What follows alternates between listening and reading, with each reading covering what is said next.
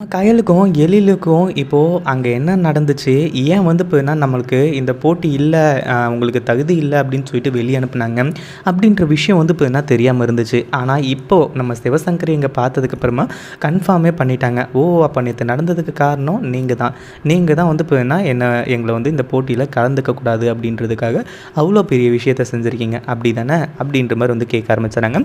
அந்த ஒரு டைம்ல வந்து இப்பன்னா இப்போ சிவசங்கரி வந்துட்டு, ஆமா நான் தான் உங்கள போட்டியில கலந்துக்கூடாதுன்னு இப்படி பண்ணேன் அப்படின்ற மாதிரி வந்து சொல்லும்போது நம்ம கையிலுக்கு சரியான கோபம் வர ஆரம்பிச்சிடுது. அதுவும் எந்த அளவுக்கு அப்படின்னு பார்த்தீங்கன்னா, நார்மலாக ஜஸ்ட் வந்து பார்த்தீங்கன்னா போட்டியில் கலந்துக்கிறோம், இதில் வின் பண்ணணும் அப்படின்ற ஒரு கட்டாயம் இருக்குது அப்படின்ற மாதிரி தான் இருந்துட்டு இருந்தாங்க. ஆனால் இந்த சிவசங்கர் இப்படி சொன்னதுக்கப்புறமா, நீங்கள் சொன்னதுக்காகவே இந்த போட்டியில் நான் ஜெயிச்சு காட்டுவேன், அந்த 5,00,000 ரூபா பரிசாக வின் பண்ணி காட்டுவேன், உங்களால் என்ன பண்ண முடியுமோ பண்ணிக்கோங்க, கண்டிப்பாக வந்து பார்த்தீங்கன்னா உங்களாலலாம் ஒன்றும் பண்ண முடியாது அப்படின்ற மாதிரி வந்து சொல்லி இப்போது இந்த சிவசங்கரிக்கு ஒரு மிகப்பெரிய அதிர்ச்சியை கொடுக்குறாங்க.